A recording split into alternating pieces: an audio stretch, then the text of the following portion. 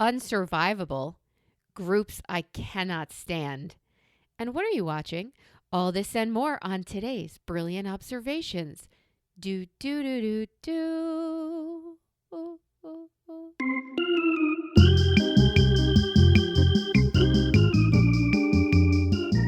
Hi. Well, good morning, Melissa. I love your little manual reverb that you brought for us today. You survived, Fantastic. Amy. You survived, and I you have enough survived. power to podcast. So I survived. The unsurvivable. So, North Carolina, where I am potting to you from, was is a bitch shit slapped. show. It's a shit show. So, we were, for a brief time, slated for a pretty sizable hit, My Community. And then within about 19 minutes out of a storm moving 50 miles an hour, it took a turn and it went around us to the west. So we got a whole lot of something for about, a hard 45 minutes. Tornadic activity, very high winds, crazy rain, all the stuff, but it went away. So we got off easy. The folks to the west, perhaps you've seen finally on the national news, they're fucked in such a way where Katrina starts to feel like this is maybe people saying more impactful than Katrina. And the reason is there ain't no place for this water to go. There was no reason for it to flood in the begin with. So dams were breached, which meant that stuff that had been diverted long ago is now just all over everybody, everything. So it's very heartbreaky in the way that when you watched Notre Dame burn and you think either I was there or that was so moving or I have never been there or I feel connected to that place or that's a treasure and that's so sad. I'm not comparing all of Western North Carolina to one famed church in Europe. I'm just simply saying you have such a connection to the place, and there are living, breathing humans who are dying every day because you can't get out. So the roads that it took 2 or 3 days for people to even understand how bad it was because there's no way to see it.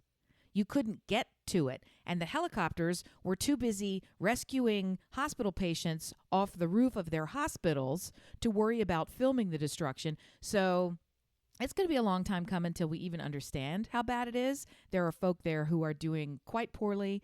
The death toll rises every day. They're doing It's a heavy poorly. It's a heavy load. It's a heavy burden. So I saw the Biltmore estate in Asheville that was just flooded to peaks. Like that's another thing. You didn't. What is so confusing is they keep showing Biltmore Village. So if you're familiar with Downton Abbey or any of these shows in America where we start to pretend we know what's going on in, Pride and Prejudice, how there's sort of an estate and then the village around the, at the Lord and Ram. Where did they stay? The Thorn and Thistle. The Rose yeah. Thistle. Right. At the Crown. You're saying at the Rose and Crown. At the Rose and Crown. That's Yes, I know it. Yes, I know it. Yes. So of course, there's only one place to stay, you moron. Yes. So Biltmore Estate was a country hunting home for the Vanderbilts. If you've heard of the Breakers in Rhode Island, this was their lodge here in North Carolina. It is known as America's largest home because it is massive, crazy, and it sits up high in and on the mountain for the beautiful view. And down that winding path, there was something created called the Biltmore Village. And there are lots of buildings in the same style of. And there's a separate carriage gatehouse where you buy your ticket to go up into. So the village is decimated. And that hotel, careful listeners will recall, I said maybe 9,000 episodes back, I used to admire a hotel in the village that I wanted to stay at, and I never did. And then one time out of the blue, we just decided to stay there, and it was crazy, and it was so luxurious, and I was so happy to stay there, and it had all this original art. So that's the hotel that you're looking at that is flooded to the rafters. So the fact that I feel so grateful that I finally did get to go in there. You got to steal from them it's before gone. This? Yeah. Okay. This is where, here's the episode. I talked to the chef, and they sort of invented a thing that was off menu, and he came out to say, I think I might add that to the menu. So if that's ringing a bell, that's that hotel. Is now totally gone. So it's craziness. It's multi-state craziness. And 100% due, grab a hold of your ass flaps, to climate change. Nuh-uh, that doesn't 100% exist. That's not real. 100% due to global warming. That is 100% the cause. And this is, I want to say, we've raised the temperature 1 degree, and it's predicted to raise to 2 degrees in the next 5 years or something. So this will be an everyday occurrence. So this is not survivable. This is just not incrementally survivable. worse and worse and worse. And it's not And I like, don't know how we pull back, right? Right. Oh, the coasts will get this. No. Everybody move to the center of the country. No. Everybody move out of the center of the country. Everybody moved because up that's so high. They're in the literal mountains. In the literal mountains. And the floodwaters, the bridges, first of all, the bridges were over flooded or whatever they call them. So it or the dams and things, it went up over the top of the dam. The dam didn't break. Let me say that. The dam held. The water rose so high, it went over the top of the dam while the dam remained intact, which is insane to think about it. It was 25 feet over the dam. It might be too soon for this, Aim. This is not your first run-in with global warming and weather. Correct me if I'm wrong, which I know you will because, it happens. You own, due to inheriting, a property on Sanibel or Captiva in Florida, and most recently a storm, also due to this, from this very cause. Took it out. Not only took out the bridge that gave them access to food and water and blah, blah, blah, blah, right, but also really leveled. I mean, you could start further back with Puerto Rico, but it completely leveled Sanibel and Captiva. Like, it took out houses. Like, nobody can get insurance anymore, and they can't collect on what they thought they had in the first place. Right. And that's all true. And the reason that I feel no heartbreak and, frankly, zero financial liability due to this, just to clarify, this was an inherited timeshare is the simple way to say it. So it is an ownership in a property for which we pay nothing. It is actively and continuously rented. We had never gone there, much to our lament, because it is so actively and continuously rented, because it happens the week or weeks are right in the throes of school time and lacrosse season. So anyway, it was one of these things where it was like, we'll use that someday, or we'll sell it someday, but it paid for all of itself and made a profit of, like, I don't know, 41 cents. I don't know what it probably made some kind of healthy profit. Someone else was covering all of that and would just sort of on occasion report to us, here's what that's doing. So it's like, okay, I'll deal with you at some point. Gone. So not dealing with you at some point, that's totally gone.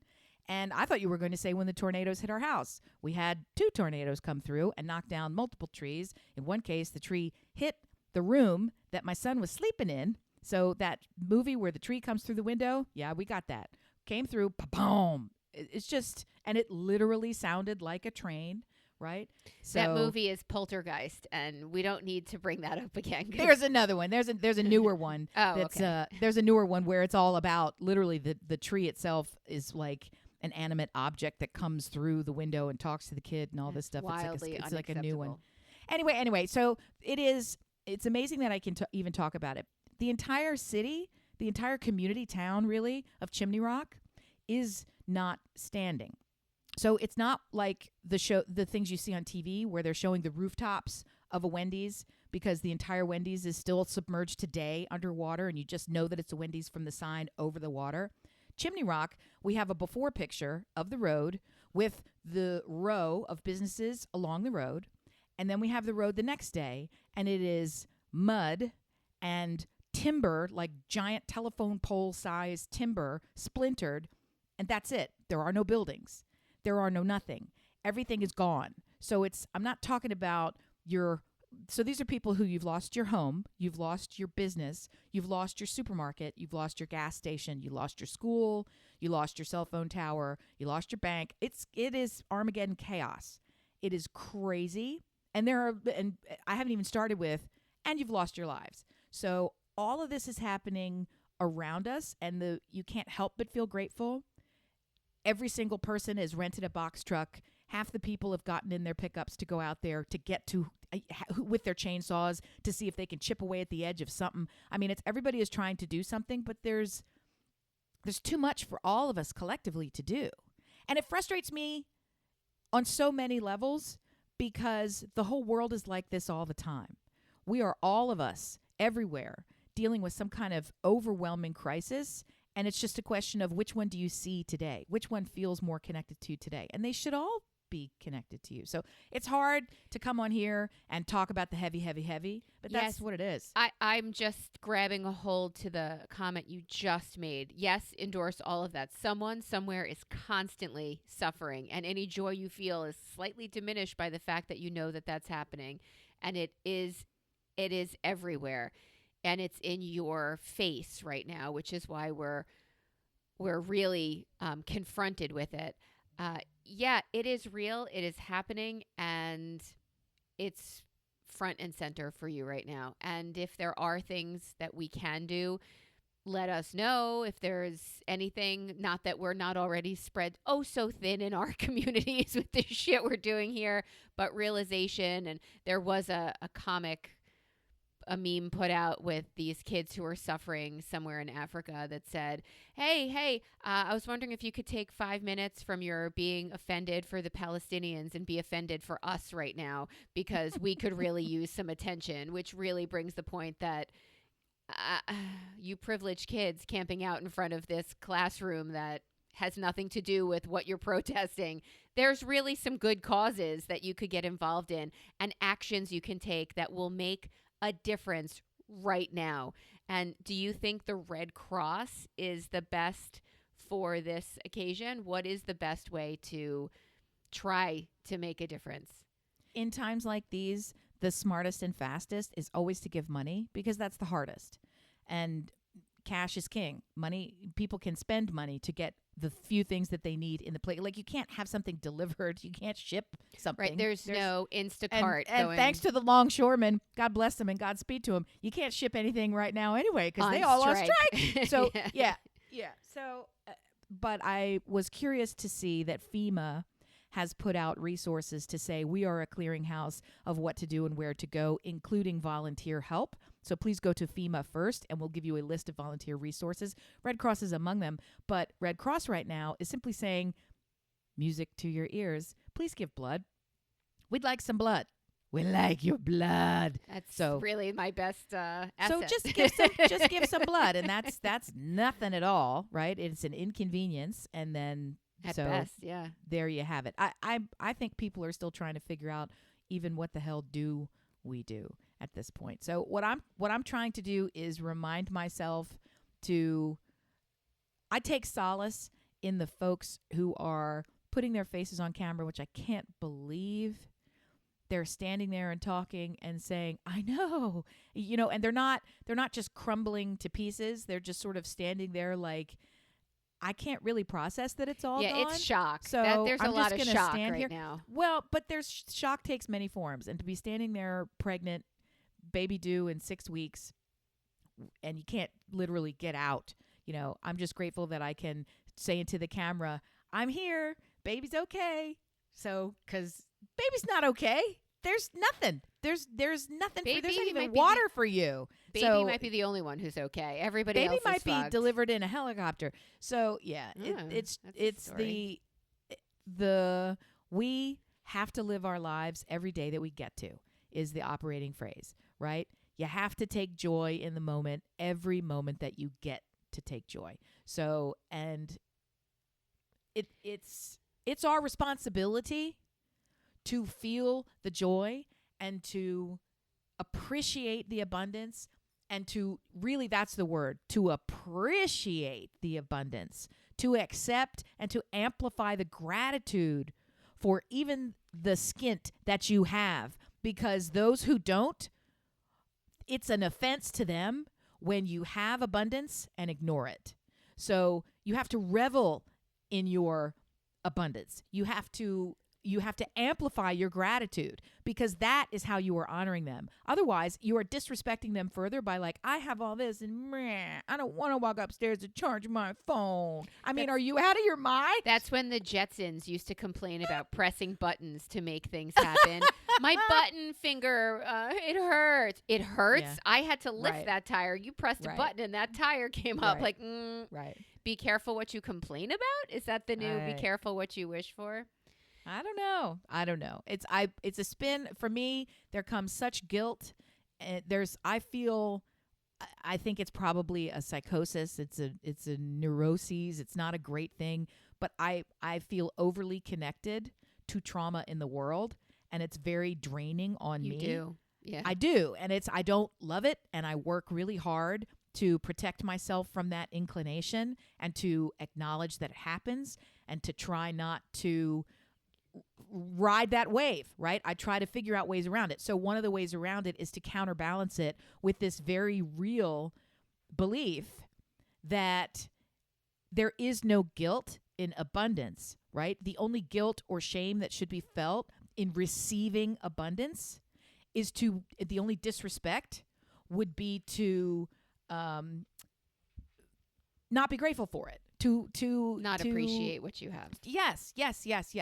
To like, I'm trying to think of a dis word that fits there, and I can't think of it. It's not coming to me at the moment. The idea is receiving something means that this is a gift, and to cherish what you have already received is the freedom. That's the thing. You don't have to feel guilty for receiving when others don't. You don't have to feel guilty for the massive abundance that has been heaped upon you. You simply have to receive it with even greater appreciation. Grace and Because that's what appreciation. flows out, and Okay. that's what amplifies. And again, you pour out to others from your own overflow. So the more that you're able to accept, the more you're able to overflow. I mean, call it a mind fuck, call it a bunch of, privileged hoo-ha. I don't care. That's how it works for me. No, that it's a keeps me out of the worldview. darkest black. It's yeah. a worldview that I appreciate, and in saying so, I've been looking for a segue into my next topic, and you are just light and love and joy, and there is no fucking segue into name groups of people that think they're better than everyone. Like I saw a TikTok of a guy that I want to share with you, but when you lead with light and love, and I'm like, rah, you know who I hate? Like, that's a problem for me. It's hard. I need to spend more time with you. It's hard to come out and say there are 5 groups of people that need a open-handed slap across the face because they I'm think sure they're there better are. than everyone. I'm sure that. Well, there are people there. You know what? People who cheat and take from others, right? People who are actively manipulating to remove from others so they can have more. That's not okay. That's just not okay. Especially when that more is well past their enough. It's taking away from somebody else's enough to give you more. That's the objection I have in the scenario you just built. But the guy I saw on TikTok said 5 groups. 1, people who drive Jeeps. What's wrong with you? They think they're better than everybody else, he said. Here's a pro tip. They are. I disagree. They are. I disagree. These are the rugged No, industrialists. they're not. They want These to are- be. These are Presenting. these are the champions Duck collectors. who eschew discomfort in favor of self-reliance. Okay? These are the beacons of individuality. I They don't are know. not. These Jeeps are not trucks. They are not cars. They are Jeeps. Fine.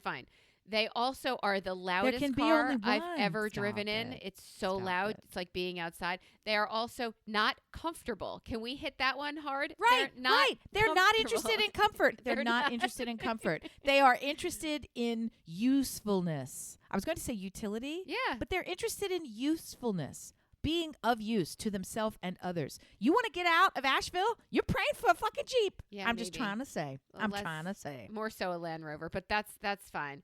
Number 2, people who eat with chopsticks. They absolutely have a Oh. holier than thou like attitude of you can't it's a utensil. You can't use utensils. What's the matter with you, dude? Thoughts? Well, Chopstick people? Are you one of them? no, I have not acquired that skill Okay. with fluidity. Do you feel I can- judged by I those can who make- have it? I can, yes, I can make them. Well, but they should. I mean, pencils have been around a long time. I know how to operate a pencil. Correct. I know how to function with a pencil. I choose a keyboard. Okay, I choose a stylus. you I choose choose a something fork. else, right? So it's not our culture to eat with chopsticks, Right. but that doesn't mean I shouldn't understand and have a facility with other cultures' utensils. I don't look at Bulgaria and say, fuck you and your spoon. Like, it's just idiotic that we're angry about a utensil, and it's disrespectful that we haven't at least taught Tried all of our harder. kids. No, taught all of our kids. It's a cartwheel, it's the monkey bars, it's a stick shift, it's a waltz, it's an instrument. It's a language. There are some basics as a human that you have to Oh. acquire. If you do not practice, that's okay. You have acquired the skill. You can be rudimentary and shitty. Not everybody's got to be Pete Buttigieg when it comes to languages. Everything, But you have right. to, hola. You got to fucking understand something, right? Let's go. Let's go. So I can pick them up.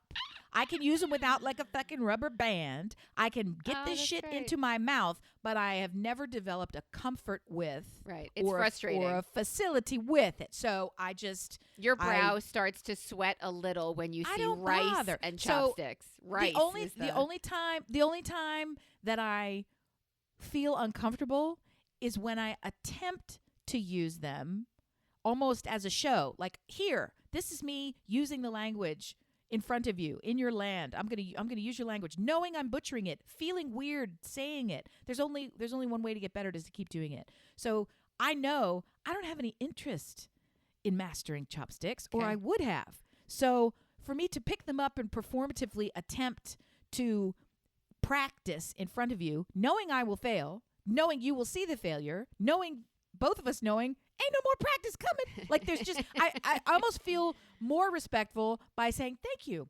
My May I have a culture is a fork? fork. Right. I will be using that. I will be using that today. Like, when I'm in a fucking America, I don't need to performatively use chopsticks. Were I, in Chopstick Town, I might pick it up. Okay? It's not my culture. It's not my food. I might it's have to not my edit that people. out. I might have to take that. Chopstick Town. I'm trying to Oh, you pick a doubled city down. that Okay. uses. What? There's nothing racist about it. Out. No, I'm saying like you. If I could have said Spaghetti Town, because I didn't want to pick one city in Italy, does that? No, it just that means would be any place harder that to uses eat with chopsticks. chopsticks than rice because rice It's is easier. clingy. Seriously? It's easier. Spaghetti? Yes, because 100% yes, because chopsticks are basically tongs. They're disconnected tongs. That's all they are. And you use and long pasta, you twist, you twirl it. So with chopsticks, you could simply twirl it around the stick, and now you're ready to go. It's Oh. it's the individual grains of rice. You have to make a little mini shovel. Yeah. That is the size of either sticky rice is easier because you can pick it up like a ball or clump it into a little mound. Yes, but individual grains of perfectly cooked rice Nobody that don't eats stick rice together. like that, so it doesn't matter. Lots of people do all the time. a and they grain do at it, a time. Yes, and they do it expertly. In the same way that snoots in Britain can peel a peach with a fucking spoon. So, and nothing else. So, use of utensils is a classist structure, and perhaps one of the reasons you're drawn to it, because it's another way to separate the thems from the don'ts. Well, that's what this guy was saying on TikTok. These are groups that he hates. You got the Jeepers, you got the Chopstickers. Chapstick, too, is another one. But his yeah, third those one, I have no patience for. his third one was Fast Pass people. He was referring to the people who have a Fast Pass for the local car wash because he gets in line and somebody's like, zoom, zoom, I go through this one. We have this at the beach with the beach pass getting out through at the toll booth. At the exitery. Right. So we have a fast pass because we have a house. But if you had to stop and you had to pay, he's right. I do feel a little bit above everybody with my little beach pass. Not the getting through slightest. There. Not in the slightest, because you revel in that same distinction at the airport. Oh, I do. And P.S., I do. you pay for it with your Clear and your Global Pass and your One Eyeball and the Zang and all the other fucking things that you use to get through, right? Or TSA I can't- pre-check. I Okay. can't wait another 6.1 seconds in I am line. not taking off my shoes. I am not waiting in that little hamster line of Disney over here when I can just walk straight and get the fuck where I need to go. Okay, so Fast Pass people. He said car wash. I say Disney and the dispensary. You do a call ahead and you do order ahead. People wait on a crazy line at the dispensary, and I walk right in, put my license down, and they hand me a bag because I was smart enough to think ahead and plan ahead because I don't want to stand with all of you crackheads online. The dispensary is a crazy place. And what was the other one? Oh, call ahead at restaurants. When you make number 4 was when you make reservations. Oh, you think you're special because you know how to plan? There's such a chip on this person's shoulder. He lives his life by fly by the seat of your pants. I didn't know I wanted ribs until right now. And if I had known a day ago, I would have eaten them a day ago. He was upset about reservations. I will invert it. And it's not can't stand. I don't have that in my life. I find it quizzical. And if I can say, because this is really judgy, it makes me sad. Oh, no. Makes me sad to have among my most beloved people who refuse to wait for any restaurant. People who live in some of the best places on earth Yeah. have a mental block of waiting for anything. So if you go into the world's best restaurant that everybody, and they say there's going to be a 20-minute wait, they're like, pass. I will. There's this. You know people this like city, that? yes, and so do you. I don't know if 20 is the number, but certainly 30 would be, and 40 is. I would not wait 40 minutes. I don't know, to get laid. Like, it's just the most ridiculous. They won't wait. That they're like, there is too much available to me in this city for me to wait for any. There's fuck you is the answer. I will go Really? somewhere else. Yes. And that makes me sad because some things, first of Are all, worth it. Yeah. some things are worth waiting for, but also the wait is its own kind of fun of the evening. So I don't take the wait as my commitment to your greatness. I feel these people are affronted by being asked to wait to purchase. Oh, because your It's like, time is you're worth gonna, more than you're that. gonna. Well, I think it's more along the lines of you're trying to sell me something and I got to stand here like a fucking schmuck.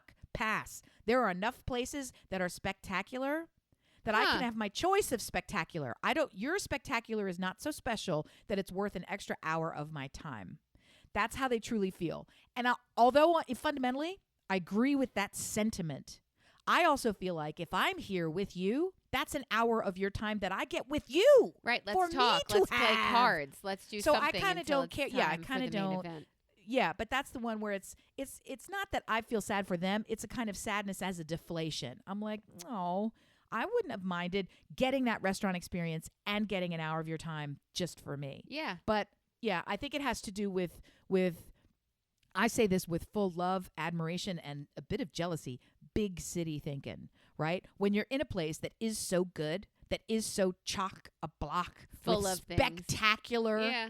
abundant actions and options, yeah, why the fuck would you wait? There's always something else. I get a little annoyed when you have that reservation for that experience and you're excited for it and you get there and you still have to wait. Well, Yeah, I think I made I the don't like pretend reservation for reservations this, anymore. but, Right. I will wait the 20 minutes. Don't get me wrong. I Right. made a reservation. That's This right. The reservation was not confirmed. That's right. This is our evening activity. So you're going to hate this guy a little more because his last one is you. His last one is people who make things, who cook from scratch. Really? Scratch is that important because the cookie dough in the log or in the bucket isn't good enough, or in the package you had to make it from scratch? I'll tell you. I will tell you. It absolutely isn't. I am living, walking proof. Just this weekend, I made cookies from a log. I That's will not admit like it to you at all. That is I not will like admit you. it to you. We participated in an event. It was our participation ended up being kind of I was going to say it's a last minute thing, and I should flip it around and say our preparation was a last minute thing. Oh, our no. knowledge of the event was a long time coming. So anyway, I'll get to that in a minute, but just focusing on the cookies, I thought, how can I have the desired result, which is the thing that I landed on is a chocolate chip cookie crouton, okay? Which, picture the size of a salad crouton. Go ahead. Not very large. Maybe a Texas toast size, a healthy little chunk, about a quarter, literally the size of a quarter, triple the thickness. So a nice healthy chunk of something, right? Now imagine if that was a perfectly crisp chocolate chip cookie, that size. Yum! I want that for me. Okay. So I thought, and the way you do it is you literally chop up the semi-sweet morsels so they're small enough to not be a cookie with a giant chip in it. Right. So it's like the whole thing is kind of balanced and You delicious. do it to And I- scale. Okay. Yes. So I thought this is the thing of the many that I want to serve. And I was sort of running through and thinking about and cost of ingredients. And I had a big crowd to feed. And I was like, this is so stupid. For a morsel bite, I'm buying a log. So I bought a log. And they have at these jumbo stores, you can get a log the width of your shoulders. Dear so listener, if you're new, this is not Amy. She does not pre-made shit. I'm trying to tell you the moral of the story is I came back to myself because I have this log. Massive log. It is the thickness of an adult neck and the width of your shoulders, right? I peeled it. I rolled it out between two sill pats so that it's about an inch thick and just a giant rectangle. And I divvied that rectangle into 80 million tiny squares. Squares, sure. Dotted my sill pats with the squares, and 15 baking sheets later, I had all my cooked croutons, and they were a huge success, right? In the sense that they accomplished the mission. They were the shape. They were novel. It was just in a little bite. It was right. And they tasted like roll cookies. I could taste the difference. I don't know that anyone else could, and I don't care. That wasn't the point of this. I'm telling you, there's a reason this vat of cookie dough costs less than the cumulative unprocessed ingredients that I would buy to make them. It's because it's not made with butter. It's not made with pure vanilla. It's not made with the highest quality eggs. It's not made with the best flour. It's not, even before you get into the technique, it's the ingredients themselves. It was a cocktail competition, okay? And we lost. I love your life down there. I love it so much. But the good news is, it's only one winner take all and nothing else. There's no hierarchy. There was this huge rubric that everybody walks around and grades on all these multiple things, and in the end, you vote for one winner out of the competitors, right? One winner in one category. That's it. There's no all these categories were being graded for some anyway. But I got crowd favorite. People kept coming up and they're like, "Oh my God, you won!" You interpreted presentation in such a different way. This was so cool. Oh, my God, we need you every time, blah, blah, blah. So this is the neighborhood that I live in. I've talked frequently about my many neighbors. And at the opposite, 3 houses away from us begins a cul-de-sac, okay? Our road that we're on ends in cul-de-sacs in all directions. Once you get to us, it's nothing but cul-de-sacs. So the only people who are ever back in our part of the world are there because they live there or because they're a guest, right? So this cul-de-sac is known for putting up speakers and having little kids rolling around and all this kind of stuff. And one time I gave away a trampoline and the guy rejected it. If anybody, that's the part of the street. So I'm well versed with and they are their own enclave.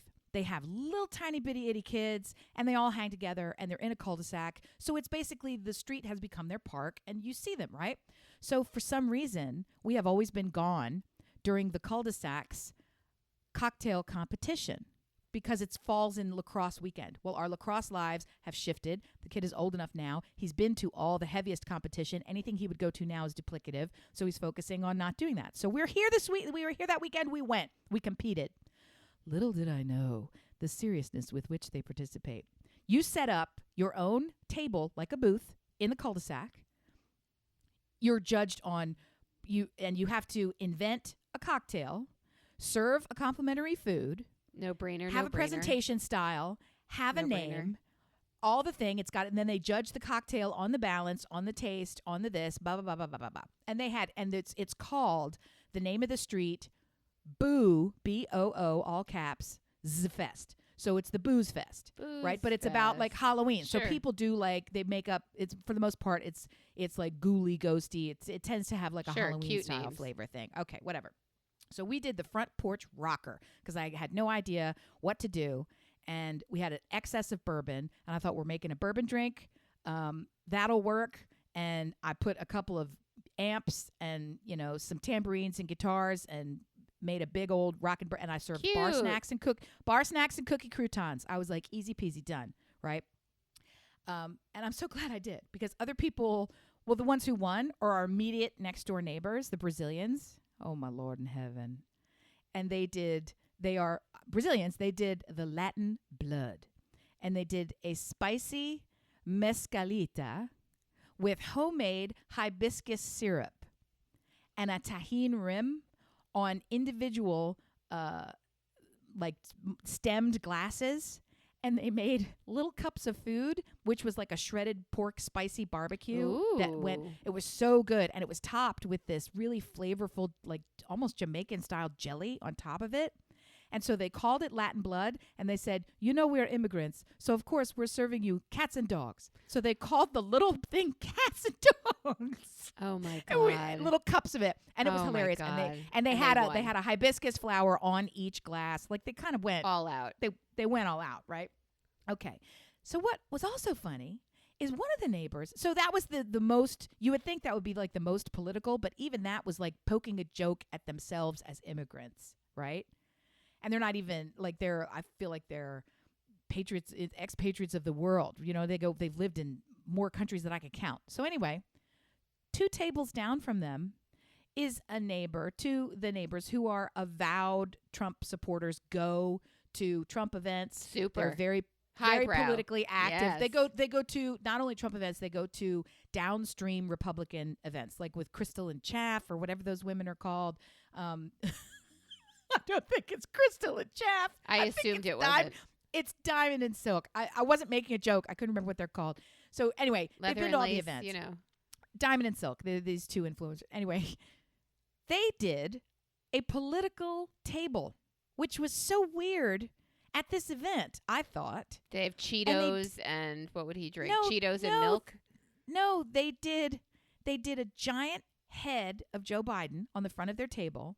They dressed in all their Trump outfits. And so the table was nothing but a giant Joe Biden face. And then the drink, they described it, and it was basically it was a riff on a White Russian that they had done a couple of extra things to, but they called it the White Zombie. And they like spilled a little bit of the cream on his head so that it was like dripping down this big oversized giant face. And it's like, okay, that's your theme. I get it. I get that that's your theme. I understand. Ha ha ha. Next. Here's why it's interesting, because I was curious about it, right? In presenting, and here's why I ended up getting all the awards for presentation, for which there was no award except, street cred. At each of these tables, there were 12 households participating in this round robin kind of event, right? Music is playing. It's like a block party. Everybody's there. We're having fun. So you all walk up, clipboard in hand, to the first table. They have all the drinks out. And this is our neighbors went first. We ended up drawing 12th. They pick what order you go in, right? So we were dead last.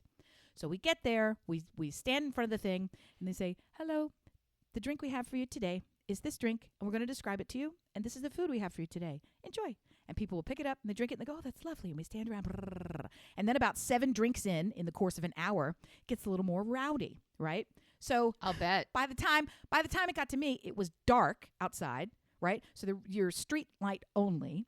So, and everybody is real loose. And I already could tell we had not homemade anything. I literally served Gardetto's bar snacks. So I had salty shooter and sweet shooter in these cookies and the bar snacks. So it was definitely lowbrow, and I just leaned into the rock and roll part, right?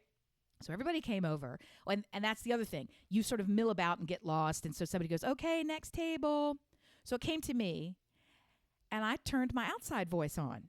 And I don't know any of these people. I've never met them. Yeah. This was our first time. Like literally, Nice to hi, meet who are you. you? Introduce yourself. And so I start up and I go, let's go, booze fast. And everybody's like, what the fuck is this? So they came running over to the table, and I'm like, it's time to rock and roll. Take out your phone. So I had everybody take out their phones because we didn't have any light. So they're doing the thing like you're in the stadium, I'm like waving it around. And they're all doing this thing, giving me the light. I describe the drink. The men are going wild because they've been standing around eating out of doilies and having candy corn, shiitake mushroom, whatever. They're like, give me the bourbon. So anyway, so I'm screaming at the top of my lungs and dancing. Let's go. Somebody turned the music on. We started, and that was like, it's over. You're at table 12. We don't care who wins. Get your bourbon. Let's go. And so it was a big, big, big show of emotion and noise and party. And that was not at all what had been happening prior. So what was so interesting is when she presented and she said, okay, and you walk up to the table and there's a giant Joe Biden head. You sort of know what you're in for. You know what you're in for. Okay. And she says, okay, so we went political, and if you're offended, I don't care. And then there was a few snickers in the crowd, and then she went on and started talking about it. And here's what was so confusing to me. That sentence. Because it doesn't add up. If you're offended, I don't care. Yes. If you're offended, Why would you? That's my goal. So you do care Exactly. either way. You do care. Exactly. Because if you don't care, you wouldn't have asked if we're offended. You would have just leaned into it because your whole point is to, I guess, have this be your point of view. Would you have Like, it was respected her just- more if she said, and if you're offended, go fuck yourself? Would that have been No, less offensive or No, more? it's exactly the same. They're It is exactly the communicating- same. They're You're right. communicating the same thing. Here's the two reactions to it. Number one, it had never occurred to me until that very moment, the kind of awareness, self-awareness of playing with offending other people that is going on in that behavior. I have always seen it, and I think falsely, erroneously. I have always seen people who are really, really, really far out there on a polarizing view as being simply so true to their view that they don't have time to for worry about the think about. reception Yeah. of others. We have a lot of folks in the very, very, very royalist of blue columns who act this way, and it's just as off-putting because it's just as tone deaf, right? There is no problem having those views and then living in the juicy middle where you can commune with other people and get them to join you or understand where their boundaries are and maybe live with them in a way that's less destructive to the people you're trying to protect. Like that's my goal. But to actually come out and say, my goal is to offend you. Like That's crazy. That was the sentence that I heard. Okay. And my husband's reaction to it was even because it stuck with me just for days. I just kept thinking, oh my God, I still can't believe what happened. And he goes, well, my favorite part is that those are their closest friends. These people run as a pack. They are very, very tight. They're like my lacrosse people. They have found their people. These are their closest friends, and they got zero oxygen. There was zero Interesting. oxygen. There was no eruption of applause. There was no, giggly. There was no discomfort. It was just like, you've done it. Let's try your drink, and let's move on to cheese dip. Next. Yeah. Cheese balls? Anybody got balls in the next one? Yeah. Oh, that's kind of... So it was just, to me, it was just Interesting. shocking. And it was the other thing, because another guy there was directly offensive and didn't care at all. He clearly didn't care. He stood there on Saturday, and held up his drink and called it Boone Pond water. And I quote, I don't know what's in it, but it'll kill you. That is shocking. Right. And it was about that silent, except for my husband, who was laughing. And everybody was going, too soon, dude. Too soon. That's gross. Too shocking. soon. Well, it's Too tone deaf. soon. Like that's once again to your And point. he was dressed in like a ridiculous rapper style, crazy, he had gone.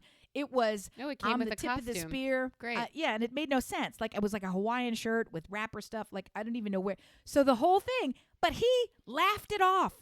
And he was like, well, I got your attention. I mean, it's like, yes, you did. Reasons why Melissa lives in the North for 1,000, Alec. Yeah, I this is not for me. These people are not for me. I love that you participated, that you were part of the community in this. I love the energy you brought to it.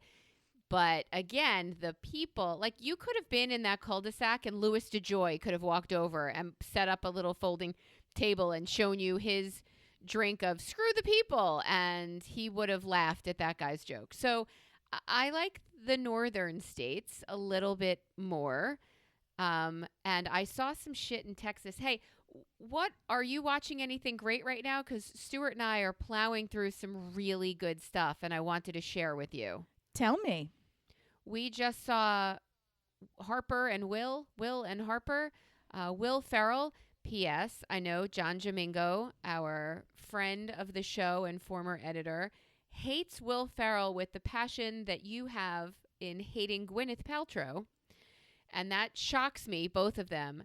Will Ferrell is an incredibly decent human being, and he is a good man. And you might not like his humor, Johnny, but I will tell you that this show, this little documentary he did about having one of his closest friends transition and then travel with her across the country was pretty amazing. But Texas did not represent well, and they were the only state that had some serious trouble dealing with a transgender human coming into a restaurant just to have dinner with Will Ferrell. But it just, the tweets and the threads and all that shit was so upsetting and so devastating. So we're watching this documentary and we are in love with it. And they have so many famous friends. So when they call friends and they call Kristen Wiig and they say, we'd like you to write us a theme song for this trip we're taking across country. Here's the purpose of it. And she does. And it's a beautiful, beautiful song, because a friend is a friend is a friend to the end is just the best theme for any song. I highly recommend it, even to you, Johnny Buchanan. We also watched Tulsa King. Are you watching Tulsa King? I fell in love with Tulsa King in season 1, and then, as is the way of the world, it disappeared for 2 years, and then you forgot about it and couldn't get back in. Life happened, and I'm not in love with it. I've watched, so because I knew you were going to talk about Tulsa King here, I did my homework, and I watched season 2, episode 1, and it was not capturing my interest. So it'll be a slow burn. I will recommit. I will do it. But I was like, okay, it's not, it hasn't found its footing. I think it's picking up in a place where it was least believable. It started out at the beginning of season 1, and it hooked you with this premise that might, a fish out of water premise that might actually work. And as all shows do, it gradually, walked you out into the most absurd, ridiculous, bizarre. So to pick up in the most absurd, ridiculous, bizarre is kind of a weird place because I'm not in it. Had I been in it, I would have still felt like this is the walk we're on, and because we're here, I want to know what's next. Now I'm like, are you kidding me? This is so laughably ridiculous. In the same way that I can't restart The Boys because I really liked it, but then there's so much in it that's creepy and misogynist, and it's like, why does that and ridiculous, and it's like, why does that always have to be the undercurrent? Why does everything have to be about breastfeeding? I don't fucking get these weirdos. I really don't. If you're any kind of writer, specifically talking to you male writers, don't ever write about breastfeeding. If it's your thing, don't even write about it on a porn forum. Just ask. Yeah, let it be your gubernatorial candidate, Mark Robinson. I'm just saying, don't write about it. Don't think about it. Don't. Stop. Just stop. Back up. Go to therapy. Stop talking about it. We don't want to know about it. It doesn't reflect well for you. It's not a shared fantasy that anyone has. It's you. It's not a fantasy. Is it me or everyone? It's you. It's you. It is so creepy and ridiculous and strange and flashlighty on your dysfunction. But let's back to Tulsa King. Well, that whole it's ridiculous theory is why I can't watch medical shows with my husband. Joshua Jackson, Pacey from Dawson's Creek, who you don't know, but Joshua Jackson from The Affair, he's fantastic and he's fucking adorable. He is in a new show, the Doc Odyssey or something like that. He's on a cruise ship, which brings your fantasy of Love Boat, and it brings the fact that my husband's a physician who worked on he worked on a cruise ship, and he is seeing cruise medicine. He has done it for weeks, whatever. So I watched this with him because I'm drooling over the lead because he's adorable, and I'm a woman of a certain age who, shut up, back up, you're fine. And then I noticed that Rob Lowe died in one of his shows, but now he's on a game show now, but he died while he was fighting fires in Texas, I think. Austin, yeah. That's why we're not killing off Austin, even though Austin's killing off the greatest, most beautiful actor. Anyway, so I'm watching it, and he said, he's like calling the answer. Oh, this guy's throwing up. It's this, it's that. I'm like, this is real fun to watch with you. Then he complains about how that would never happen. That's not a case they would have there. That's a wrong diagnosis. You don't have that equipment. Could you shut the fuck up and watch this story for a second? Telling me it's not believable or the wrong diagnosis pulls me out of the fact that I think I can have him. That's enough is enough already. Don't ruin this for me. So you having that experience and getting pulled out of it because something is incredibly unrealistic. Well, I just think about even who writes these shows, because I have, to my shame and also complete triple down delight, right? will put a stake in the front yard and fly my flag proudly that I love CBS drama and Matlock is for me. Yeah. I love the Kathy Bates I love reboot. her. I can't wait for new episodes to drop. I am so into this thing. It is fantastic. It is great in every way, and it is so ridiculously stupid. I just adore it in all the ways. And I even think, wow, I don't know anything about legal dramas, and even I know that's Leading the Witness. Like, it's just so right, bad. Right. I'm like, I know you're trying to save time, but writers, don't be so lazy. Like, LA figure Law out another taught line me, of questioning. Nah, right. It's just the news told me that you can't even, like, it was just so, and the corporate life and the corporate drama is so, anyway, it's so deliciously soapy bad good. I like it a lot. I really do endorse it a lot. But back to Tulsa King. No, okay. That's the name so of this episode. Back to Tulsa King. back to the car. So you still love it for the story. What about Perfect Couple? What is that? Oh, I thought no. I was watching Tulsa King to determine who the perfect couple is, and I'm like, they're not a perfect couple. They will never be together. How is that perfect? Do you mean Dana Delaney in Tulsa King? No, she's terrible and wooden, and honestly, whoever gave her the gift of these most recent shows, because she played somebody's stepmom in something else recently with Mark Wahlberg. She was in China Beach, and she was amazeballs in China She's Beach. not amazeballs anymore. She has sex with Mark Wahlberg as his 5th grade teacher it's called The Union. Okay, that's another one of these. While I'm doing other things and I don't want to get sucked in and I don't want to watch the same thing on repeat, I'll pick something that I know to be bad because I don't really have to follow it. I watch a lot of Kevin Hart movies, the one where he steals that plane. Yeah, that's a good one when you have to scour the oven. So I had that on, and then The Union automatically came on, and this is Holly Berry and Mark Wahlberg and the guy who was so mean in that movie about the drums, Whiplash. He sells insurance. Yes, yeah, he sure does. He's their boss, and they're in what's literally called the Union because the CIA and the FBI and MI6 are so bad at what they do. They need real workers to get the job done. So the covert operation is literally the Union, and it's electricians and plumbers and people who know how to get shit done, and they are the Union, and they come in behind the scenes and they're immigrants, do the real by work. the way. Did I and mention they do they're the real immigrants? work Okay. and don't get caught, right? Because anyway, so that's another. So back to Tulsa King. Back to Tulsa King. The Perfect Couple is the Nicole Kidman one with Bono's daughter. Oh, where she's with Leah the Shriver. Yeah. Who's no, fantastic. I won't watch that because it's mean. And also Nicole Kidman, I don't know who your hairdresser is, but your their wigs are wigs. about as bad as they're the worst wigs They're bad. ever made. They're bad. I'm no wigger, and I know from wigs. Okay, I could tell the difference between a lace front. Am I going to have to cut that out too? What's wrong with what I say? That's what I'd like to know. Okay, you're very judgy. I'm over it. I got no problem. I have no problem with this. Nicole, you know better. You know better. I and don't when like her, but I love the when show. interviewers ask you, "What's up with them wigs?" and you say, "Next question," you know. So, is there something wrong with your hair? Are you having treatment? Why are you wearing all these wigs? Why are you wearing all these wigs? Your hair's good.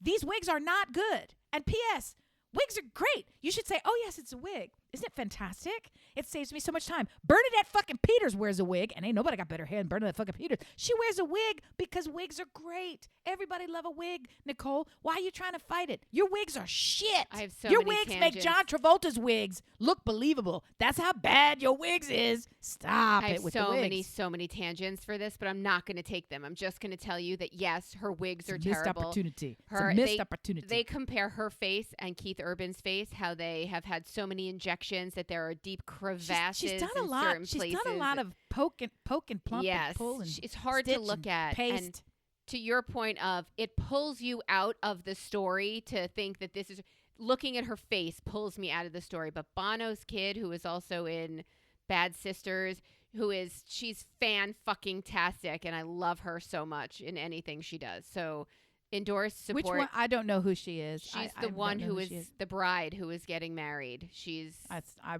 don't. All I know is two actresses are in that. They were in other shows that I had seen, and I thought, oh, maybe this is their project, but I didn't watch it, and I don't know enough about it. Yeah, so. another Sorry, young I'm actress sorry. in there was in the Bold Type, a really bad, I want to say CW show that I picked up during COVID and watched like it was my Torah. One of them is the bug-eyed mom in that movie where the kids get in the balloon, and it's all pretend, and you have a demon, and they're trying to slice you in half, and they're going to Lapland, and the actor who I really like, James McAvoy, who I hate now because he's like taking steroids and he's wearing a wig, and he has become so punchable. And before he was great, and something has really I gotta turned. tell you, girls who have great hair get really pissed at wigs. Wow, look at you getting all anti-wiggy. I don't have great hair, as evidenced by I have a lot great of hair. Okay, I will accept that I have great hair. Here's what I have. The hair that I have is not well suited to me being the owner. Okay? So my hair is great and I am great, but we don't really get along. We don't know how to live with each other. That's fascinating. We don't know how to amplify each other. We're just deeply at the root connected. At the root. I today even thought before coming on this show, I'm just going to chop it off. I'm just going to chop off 6 inches at the bottom, maybe 8. I'm just going to cut it. And then I thought, stop with these bold moves. Stop. Just wait. I have a wedding coming up in a couple of weeks. And that's always trauma. It's trouble and trauma. It's an outdoor evening formal wedding. In the South. So that means, no, it's not in the South. So it means it's still, you've got to. Is it up here? Yeah, of course. So I have to wear wedge shoes or else I will sink into the earth. I have to think about hot to cold. I have to think about hair flyaways. It's candlelit dinner outside. So you have to think about hair going. Yeah, it is. But it's also going to be a lot of fucking work. The halo that rises above your hair of the curl that you tried so desperately to wrangle in your chignon. I would love to not have to wear glasses. And I can, but it means I just choose what I will be seeing. Right? I can either choose that I get to see things at a distance, which would include the bride, so that makes a lot of sense, but then maybe not to be able to read anything or drive or, see my hands, like see my food. Like I don't feel like this is a good choice. So glasses it is. King. Glasses? Yeah. Back to Tulsa King. Did you know that Tamagotchis are back? No. They're bringing back into them in the beginning. We were having trouble rescuing all the pets that need rescuing, so now we're just giving them out digitally. Lady, I am spending so much time just trying to keep myself and my actual connected humans alive and literally afloat in this sea of chaos. Yeah. So I don't have time. I don't have time for digital stress. I really, truly don't. Toy pets. Pound puppies are back too. I saw that at Target and I thought, no. Dear listener, what are you watching? Are you watching Tulsa King? Does Dana Delaney piss you off, or is it just the perfect couple's hair all around? I just want to say this. Say it. I'm struggling to think of the best word for Dana Delaney because I want it to be supportive, right? She took the greatest risk of her career and it did not work. And ever since, she is this fucking not the in Wahlberg? the same. She was in her biggest movie that she headlined was some sex movie where she was nude all the time and she was some madam and she was basically actress. And then she did a take off all your clothes sex movie and it flopped as hard as they could possibly flop. At a certain age too, because she's 60 well, none of that. now.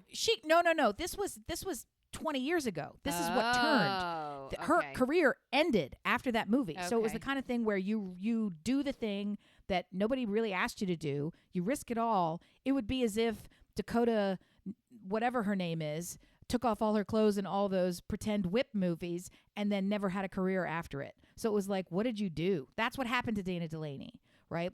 Shades of Grey, right?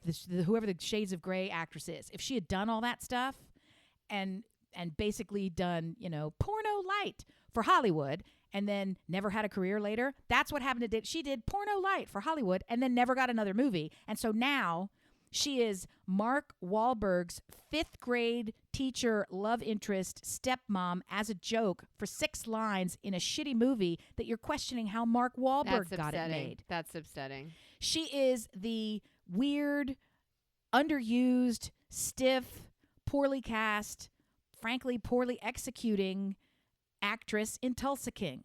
She is being wasted in that role, and she's not well suited for it. I'm She's waiting not- to see what they're going to do with her. She's To your not point, she grizzled. hasn't done She's anything not. with her yet. She's so she's not well cast. She's not as grizzled and tough and sturdy and Western as one. Like, she doesn't look the part. She doesn't act the part. She doesn't fit the part. It's as I if don't she hate was her yet. financed into the part. I've So- bridged from when she was doing a show that I fucking loved that you can't get on any platform now. And to this, I missed that whole soft porn Dakota Johnson stage that you're saying she was in. I missed It all was of one that. I went movie. from It China was a Beach pivot. to this. That's it. It was one movie. She did the one movie, and I don't know why it stands out to me, other than it's always a surprise to me That a when big name has a tiny act- part. I want to call them actresses, because I mean female actors. When female actors seemingly out of nowhere decide to take roles where nudity is required, because it's just not a choice It's a that male grab actors almost. face as frequently. No, that's true. And so I look at Emma Emily. Stone. Emma, No, the one who was in La La Land. Emma Stone. Emma Stone. Her name is Emily Stone. Yes, she's changed. Her actual name has always been Emily. She's having the public change it, because it's Emma Stone is Emily Stone. That's why I was thinking Emily. Anyway, when she did Poor Things, right? Correct. Where she did like this crazy sex romp and, show everybody all the things. And it's like, you're such an excellent actress. I don't know what you're doing. Why are you doing that? Is it because the whole thing, it makes me Emma Thompson gets nude at 61 or whatever, when she didn't get nude her whole career. And everybody calls it brave and this and that. I also Brave. think, why? That's my favorite What? answer. Yeah, I don't want to show up at a fashion event and be told I'm brave. Like, I don't know why I'm having such a conformist response to all this, but I do recall when Dana Delaney made this choice, and I thought, big risk, didn't pay off, and I was heartbroken for her, because Yeah. you could sort of track, that's the end of your career. Oh. And I see her as a woman who has a lot to contribute. And I Agree. see these two roles in particular as a claw, and I'm making up the story for her, as her clawing her way back into visibility in Hollywood. And both of them are shitty roles that are beneath her that I'm angry that she took. But at the same time, I'm also really proud that she chooses, I'm going to fucking work, and I'm going to be in a Hollywood movie with Holly Berry and And Mark I'm going to Wahlberg, pay 'cause my you're not. mortgage because you're not. you came to You're me. not. And why I not? am. Yeah, that's fine. And some other no name is not. I am. I don't I'm begrudge here. her any of those parts. I like that she's I don't still either. I working. want more for her than she's getting, and the only way to get there is to practice the chopsticks. So that's what she's doing. So So I she's should be happy. scooping each I should be grain at a happy. time. I have one more thing, and I know we're well over time. I'm sure I'll edit out some shit and make it better. But I have a friend who's actually getting married this week. Her clergy is sitting right in front of you. She has a theory on relationships. Look at every couple you know. Relationships are a combination, successful relationships are a combination of a golden retriever and a black cat. They can be two golden retrievers. They can be, but you can't have two black cats. That's not a successful relationship to work. Look at the friends that you know. I did this last night with my partner. He and I went through everybody we know. We're like, yep, black cat, golden retriever. I am the black cat of this couple. He is the golden retriever. No surprise. Dimensionalized black cat for me. Golden retriever. I think of someone who is Just picture your dog. emotionally Just picture your dog. emotionally open, who is Who's a good boy? tapped into joy and experience and adventure, and who is, maybe cheerfully short-sighted, Along for the um, ride. Yes. pleasure-driven, comfortable, easygoing, Yes. snuggly, And the black cat is exiting the scene of the crime. or before doing so, knocking that glass of water off the countertop because fuck you. Because like you can pet me when So I that's let what I'm you saying. pet me. Is the back okay? That's what I need to hear. You can So pet me a when I little let you aloof, pet me. a little standoffish, I controlled. will. I'm in it when I want to be in it, and when I'm done. Was there a black cat here a minute ago? And did it just cross my path? And what just happened? But Yes. not necessarily venomous, not necessarily No. ne'er-do-well. Like, I'm curious, need some more dimension. No, it's the more challenging of the two pets that no one is eating, by the way. It is the more challenging. It is the more cynical. It is the more mercurial. It is the more, it's more of the less. It is less outgoingly friendly. Come play with me. It is easy to decipher in relationships who is the black cat and who is the golden retriever. And in our family, I am the black cat. Do you have an idea in your house? Who's a what's a? No, I don't. I don't think I am either of those. I truly don't. I don't know why you make these Really? big eyes You and don't drop see your jaw yourself because as dear either listener one? is with me. No. How in the world? How in the world am I a golden retriever? There is never. I don't retrieve shit for myself or others. Go fetch, and I will continue running into the horizon line, never to return. But you're happy to sit and wait for 20 minutes for an experience I don't know. Well, I'm digging. I'm actively. It's like that's a terrier energy. I'm golden actively retrievers digging. can dig too. Okay, you're digging. I don't. Okay, of the two choices, I think I probably would have to be the retriever, but I don't feel like I am, and I think others agree with me in this self-awareness. I don't know. So wait, does that make your husband the black cat? But he's not really. I feel like there is a. Or do you All the tag wrong- in and all the out wrong of words. both of those, depending on the situation? You can I think black cat neither. it. I think neither fits either. And Really? that's yes. Neither fits either because they are so tight in the neck of the funnel. Those two categories aren't broad enough for. I don't think. I truly don't think. Okay. I truly. Yeah, because and so I think it would be because they don't fit permanently. It's the kind of thing where it's a stepping in and out of both would be the closest way to say it. Because if there could only be a spectrum of two Right. from one to the other, You pass it there back is and the forth. back and forth thing. There's the back and forth thing. There's the back and forth We thing. did Unless this- you look at me and you're like, you're both this. Yeah, you Like, could did you both- already decide? We went through most of our friends, and I think we made both of you golden retrievers, but That's where I would lean. That's where I would lean. but Yeah. potentially saying, I'm going to take this moment to black cat this. Like, go fuck yourself, I'm out. But yes, I think we made both of you golden retrievers for your ease in travel and joining in and being a part of, and That fits better than anything else. That 100% fits better so than that's anything how else. we but, put you there. But I feel like Tell me. he is a black cat cosplaying as a golden retriever. That's what I actually feel like very he is. accurate. I could see that. He I is feel like that's what he is. So because he's cat truly in it's both. wolf in sheep's right? clothing. What is that? And I'm probably the same if I'm honest. So except my black cat is like I'm a golden retriever cosplaying as a black cat, cosplaying as a golden retriever. That's what I am. And on that note, that mind fuck. No, what I'm trying just what I'm trying to pictured tell you the Muppets getting out of the trench coat. what Getting out I'm of the trying trench coat. speaking of our golden retriever. So what I'm trying to tell you is I am the hybrid. I am a black cat and a golden retriever mix, literally like the offspring of, because I approach golden retrieverdom with all of the intent of a black cat. I am going to force you into this joy. I'm going to, Damn it. instead of knocking the glass over, I'm going to fill up that fucking glass. And we're all gonna drink from it. Oh my God. Like I am black cat golden retriever energy. Like I don't know what to tell you, right? I've seen this on TikTok and I love it. I stumbled into this thing and I'm gonna butcher it. It's ominous positivity. That's what they call it. And it's people who are really mean. Everything is gonna work out for you. I can't wait to see what happens for you because it's all good. That's aggressive. And they're so positivity. mean. Yikes. It's so good. You can't get out of this. It is destined to work. Try it. Try me. All the good stuff is coming. Just wait. That's terrifying. Like it's so funny. It's so great. I'm like, Aggressive yes. positivity. Ominous. Ominous. I don't like it. Hippopotamus. I don't like it. Hip hop anonymous. I don't like it. Hippopotamus. I don't like it at all. Dear listener, thank you for turning us on today. We hope we turned you on in some small way.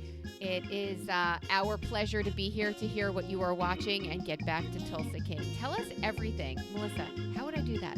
Write us at brilliantobservations@gmail.com. Go see us on Instagram or Facebook at Listen Brilliant or Brill Up Squad. You will enjoy it, I promise. Come see us. It's a heavy, heavy load.